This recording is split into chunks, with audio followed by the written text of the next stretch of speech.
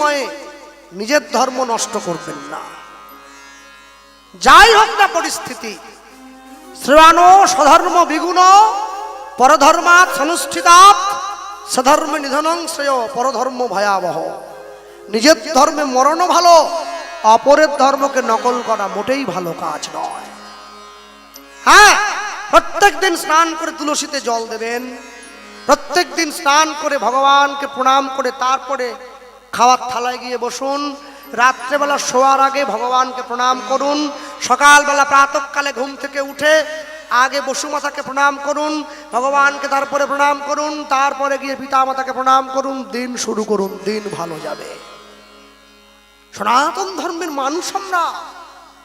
সনাতন ধর্ম আমাদেরকে এই শিক্ষাই দিয়ে এসেছে, আপনারে লয়ে বিব্রত রহিতে আসে নাই কেহ অবনি পরে, সকলের তরে সকলে আমরা, প্রত্যেকে আমরা পরের তরে। নিতাই গৌর হরি বল হরি বল। মনে রাখবেন, পৃথিবীতে সন্তানের জন্ম দিলেই সেই মেয়েকে মা বলা হয়।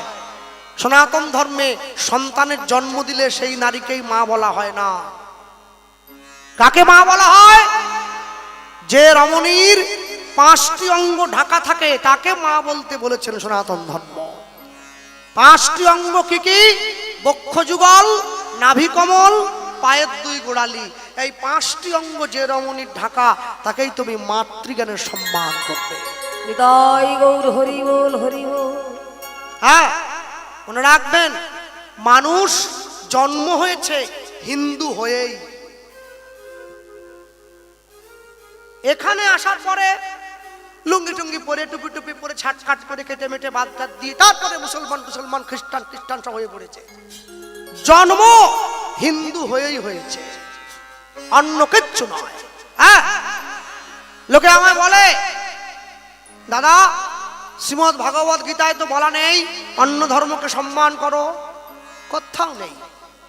আমি বলি কি, যখন কুরুক্ষেত্রের মাঠে দাঁড়িয়ে ভগবান শ্রীকৃষ্ণ অর্জুনকে শ্রীমদ্ ভাগবত গীতার উপদেশটা দিচ্ছিলেন, তখন পৃথিবীতে কোনো অন্য ধর্মই ছিল না। ধর্মই যদি না থাকে সম্মানের কোনো প্রশ্নই আসবে না।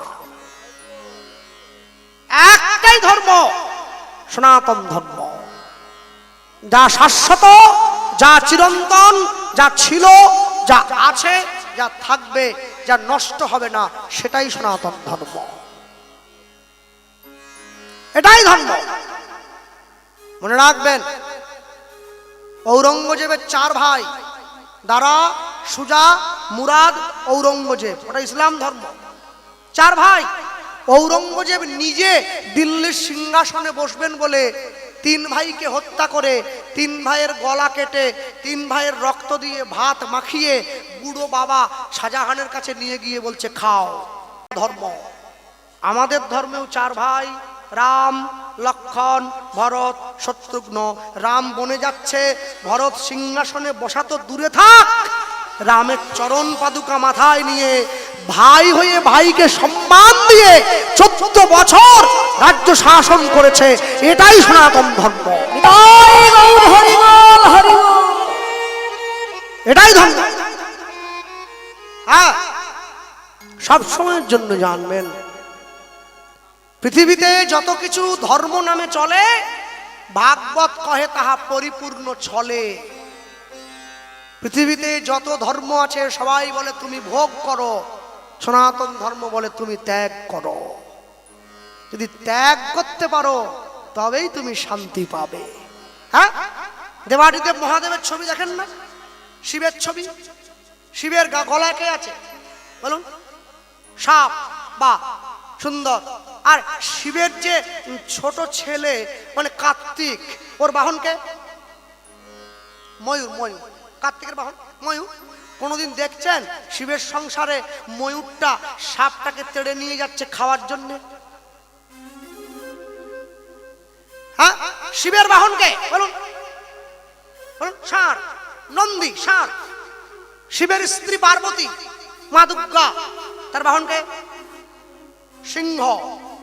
তাই তো কোনদিন দেখছেন সিংহটা ষাঁড়কে তাড়িয়ে নিয়ে যাচ্ছে খাওয়ার জন্য? শিবের সংসার হচ্ছে একমাত্র সংসার যেখানে বাঘ আর গরু এক ঘাটে জল খায়। এটাই সনাতন ধর্ম, এটাই সনাতন ধর্ম, যে ধর্মে সকলের সমান। শিবের জটায় কে আছে বলো? গঙ্গা। শিবের যে তৃতীয় নয়ন আছে ওখানে কে আছে বলো? আগুন। কোনোদিন দেখেছেন গঙ্গার জলটা এসে আগুনটাকে নিভিয়ে দিচ্ছে?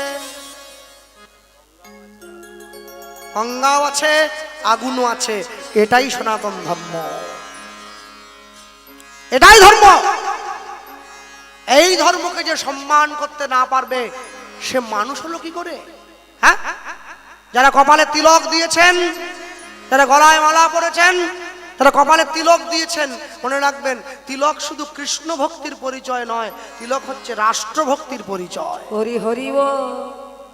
America, London, Europe, German, France, Japan, England, বিদেশের মাটি দিয়ে তিলক হয় না। তিলক নিতে গেলে ভারতবর্ষের মাটিতেই আসতে হয়, ভারতবর্ষের মাটিটাই কপালে দিতে হয়। অন্য দেশের মাটি পবিত্র নয়, ভারতবর্ষের মাটি পবিত্র, এই মাটিটাই কপালে নিতে হয়। এটাই তো তিলক নামে পরিচিত,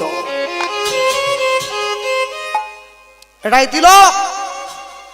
ভারতবর্ষের মাটিতে দাঁড়িয়ে নিজেদের বাড়ির ছেলে মেয়েদের পড়াবেন, আপনারা বাড়ির ছেলে মেয়েদের শিক্ষা দেবেন।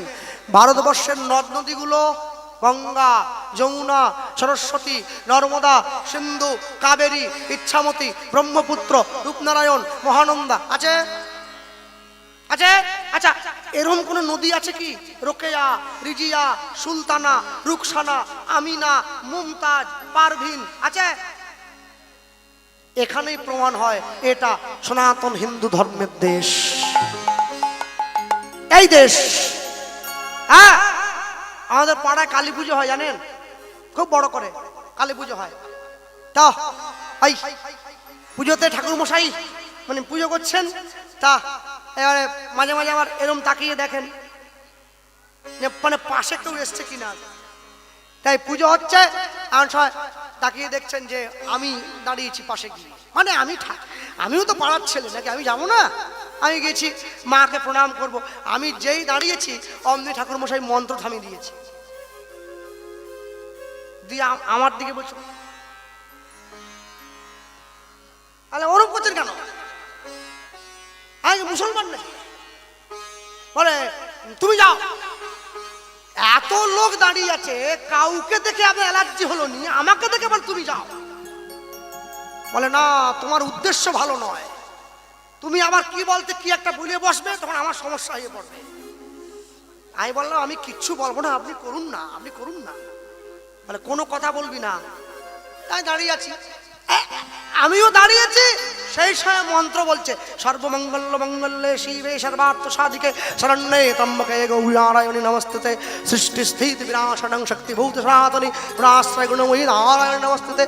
পুজো শেষ হয়ে গেছে, উঠে দাঁড়িয়েছি। এবারে ঠাকুরমশাই কি ব্যাপার? আমার একটা কথা ছিল, এই দেখ তোকে আমি এই জন্যই চালাচ্ছিল আমি। আচ্ছা, আমার কি কিছু জানা থাকতে পারে না? আমি বয়োজ্যেষ্ঠ মানুষ, আমি তো একটু জানবো নাকি। কি কথা বল, কি কথা বল। আমি বলি আচ্ছা এই পুজো কাদের টাকায় হচ্ছে? বলে তোরা ক্লাবের ছেলেরা পয়সা দিচ্ছিস, ওদের টাকায় পুজো। আপনাকে 501 টাকা কে দিবে? তোরাই দিবি। পাঁশকুড়া দেউলিয়া বাজার থেকে ফুল কে আনলো? তোরাই এনেছিস, রাত জেগে না ঘুমিয়ে, ওই হাতি বাচ্চা ভাড়া করে। প্যান্ডেল কারা করেছে? তোরা করেছিস। সব যদি আমরা করলাম, দক্ষিণা যদি আমরাই আপনাকে দেব, তাহলে আপনি হাতে ফুল নিয়ে কি মন্ত্র বলতেছেন? সর্বমঙ্গল মঙ্গলে শিবে সর্বার্থ, সবার মঙ্গল করতেছেন আপনি। পয়সা দিব আমরা, পুজো হবে আমাদের টাকায়, আর আপনি মঙ্গল করবেন সবার।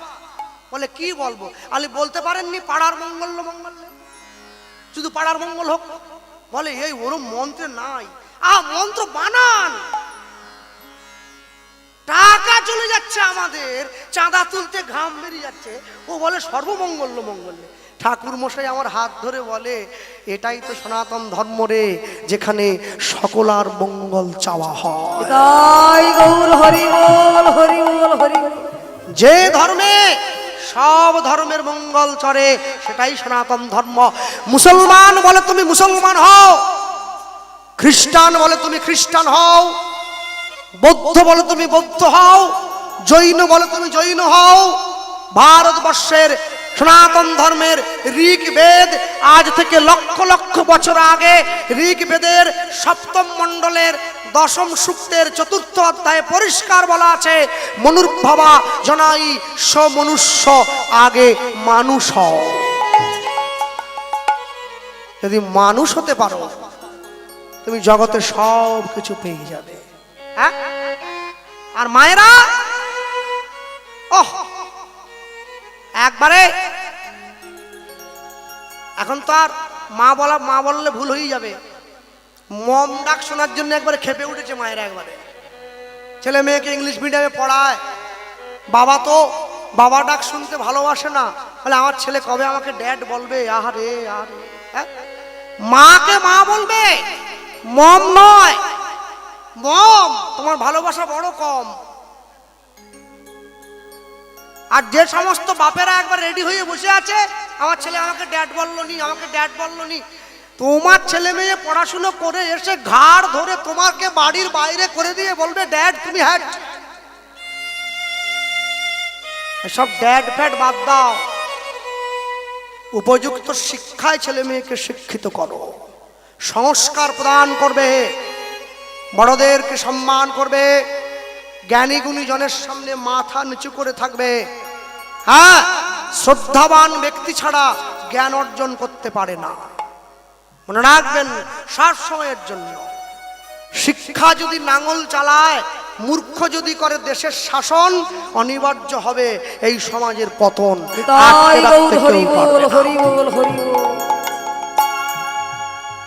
একটা এমএ পাস করা ছেলে চণ্ডীপুর বাজারের মোড়ে দাঁড়িয়ে ঝালমুড়ি বিক্রি করে, আমার দুঃখ হয় না, কেন ও খেটে খাচ্ছে, ও খেটে খাচ্ছে। কিন্তু আমি যখন দেখি একটা এমএ পাস করা ছেলে একটা ঝাড়ুদারের চাকরি করবে বলে একটা 8 ফেল করা নেতার পা টিপছে, দুঃখ আমার তখন হয়। কোথায় শিক্ষা আর কোথায় মূর্খ? যাকে যেই সম্মান দেওয়া প্রয়োজন তাকে সেই সম্মানটা দিতে হয়। সম্মান যদি না দিতে পারো তুমি নিজে কোনোদিন সম্মান পাবে না। আজকে তুমি যে সংসারে বৌমা হয়ে এসেছো, তুমি তোমার শ্বশুর মশাইয়ের কাছ থেকে, শাশুড়ি মায়ের কাছ থেকে ভাতের থালাটা টান দিয়ে সরিয়ে নিয়ে চলে গেলে, তোমার ছেলেও বড় হচ্ছে, তোমার ঘরেও বৌমা আসবে, তুমিও শাশুড়ি হবে, সেদিনকে তোমার বৌমাও তোমার কাছ থেকে ভাতের থালাটা টান দিয়ে কেড়ে নিয়ে চলে যাবে।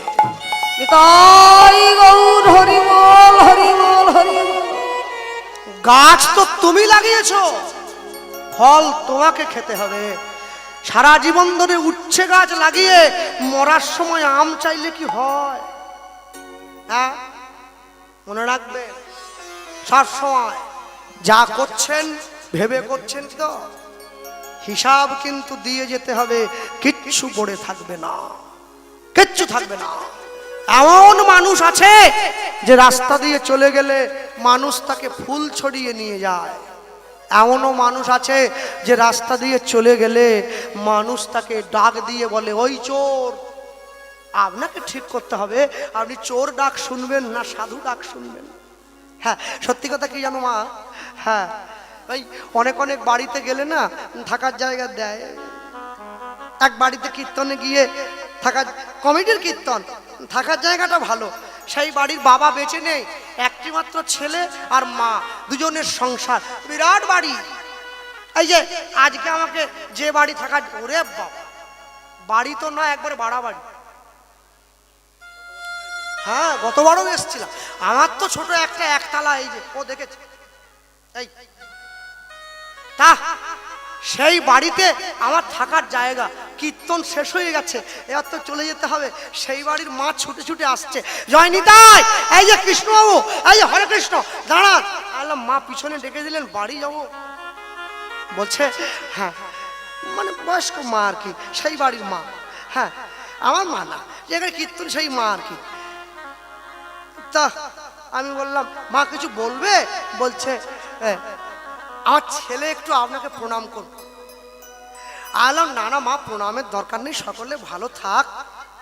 হ্যাঁ বাকি থাকে নাকি বাবা, ওই ভয়ে তো মা গো। হ্যাঁ অনেক নিজের গিন্নিকে নিয়ে যাই না কোথাও। আমার মা বসে আছে বৃন্দাবনে, বিয়ে দিয়েছে আমার, বুঝেছেন? হ্যাঁ নিজে গিন্নিকে নিয়ে যাই না, কেন বলুন তো? হ্যাঁ ওই অনেক সময় গেলে দেখা যায়, এই যে আগে বাড়ির বাবুরা এসেছিলেন না, ওনার গিন্নিরার সঙ্গে এসেছিল, অনেক জায়গায় গেলে দেখা যায় সেই বাড়ির গিন্নি মালা পরাতে এসছে আমার, সোনা দানা পড়ে আছে, বাড়ির গিন্নি বলে কথা, সে পড়বে না নেই। কিন্তু দুঃখ কি জানো মা, যেখানে দরকার নেই সেখানেও পড়েছে। এখানে ঠিক ছিল এত বড়, ঠিক আছে এই উপর পর্যন্ত পড়ে নিয়েছে, এখানে কি দরকার? যদি আমার গিন্নি থাকে আমাকে বলবে দেখো, দেখে শেখো। আমি তো ওই ভয়ে, হ্যাঁ দুর্গাপুজোর সময় গানে যাই, আমাকে ডেকে বলে কি গো সপ্তমী এসে গেল, এটা জামদানি আমদানি হবে নি? আমি বলি ওরে হরি নাম কর রে, হরি নাম কর, ও জামদানি খুলে নেবে রে মরে গেলে। আঙুল পচে ফুলে গেছে, কুড়োর দিয়ে কেটে আংটি বের করে, তুই এই সংসারে আবার জামদানি চাইতো? নাম কর। সেই মা ছুটে এসেছে, বলছে কৃষ্ণবাবু আমার ছেলে একটু আপনাকে প্রণাম করবে। বড় ছেলে জানো মা, বড় ছেলে। আমি বললাম, হাতটা ধরে নিয়েছে, আলে আপনাকে দাদা বলবো না ভাই বলবো? বলছে আমাকে ভাই বলুন। আলে কি করো ভাই? বলছে আমি স্কুল মাস্টার। যেই বলেছে আমি তো স্কুল মাস্টার যে হয়েছে তার প্রণামের কি দরকার? হ্যাঁ তোমার জীবন তো একবারে সেটেল হয়ে গেছে, তুমি কেন প্রণাম করবে? 90,000 টাকা বেতন পাও। তার মা এসে আমাকে বলছে, হ্যাঁ বাবা দে দে, মিথ্যা কথা বলবো নি, 501 টাকা দিয়েছি হাত। আমি চিন্তা করলুম যদি প্রণাম করতে না দিই, যদি বলে টাকা ফেরত দেন, তা আমার তো একুলো গেল ওকুলো গেল। আমি বলি ঠিক আছে তাহলে করো আর কি, প্রণাম করছে। আমি বললাম বাবা সুখী হও, হ্যাঁ তোমাকে আমার নিতাই চাল কৃপা করুক, তোমার গোবিন্দ চরণের রতি হোক। উড়িয়া বাবা, তার মা বলে ওসব বলতে হবে না আপনাকে। বললাম কি বলবো? বলে যেন বৌমা হয়। আমি বলি হা রক্ষা করো ভগবান, হ্যাঁ আমি ঘটক, আমি তোমার ছেলেকে বৌমা হওয়ার আশীর্বাদ করব। আবার মনে মনে ভাবতেছি না বললে যদি টাকা ফেরত চায়, সব দিকে সমস্যা। আমি বলি আমার নিতাই চাঁদের যদি কৃপা হয় মা, একদিন সব ঠিক হয়ে যাবে। পরের দিন এরা শুধু হাসে। সম্পদ একবারে পরের বছর আবার ওই বাড়ি গান বায়না হয়েছে, ওই গ্রামের লোক আবার ওই বাড়ি থাকার জায়গা, যেই গাড়ির থেকে হরে কৃষ্ণ জয়, সেই শাশুড়ি মা। আমি বলি কাজ হয়ে গেছে, না হলে এত তো লাফানোর কথা না। খুব ফুটছে, আসুন আসুন কি খাবেন? ডাবের জল। বৌমা হয়ে গেছে তো? আমি বললাম মা এত খুশি কেন? বলে বৌমা হয়ে গেছে। আপনার কথার দাম আছে। হ্যাঁ ঘরে গিয়ে বসতে দিয়েছে, কমিটির ছেলেরা ভিড় করে এসেছে, গ্রামের লোক এসেছে, একটু কথা বললে আমার সঙ্গে কেমন আছে। শাশুড়ি মা বৌমাকে ডাকতিছে, বৌমা এসো, কৃষ্ণবাবু এসে গেছে, এসো। বৌমা এসে গেছে নাইটি পরে, চিরুনি দিয়ে চুল ঠিক করতেছে। আরে আমি তো, হ্যাঁ আমি বললাম ইনি কিনি? উনি শাশুড়ি মা বলছে আমার বৌমা। বাহ, মন ভরে গেছে একবারে। এখন অত লোক দাঁড়িয়ে আছে তো সবার সামনে বৌমাকে বলতে পারে না, তার বস তাকে ঠেলতেছে।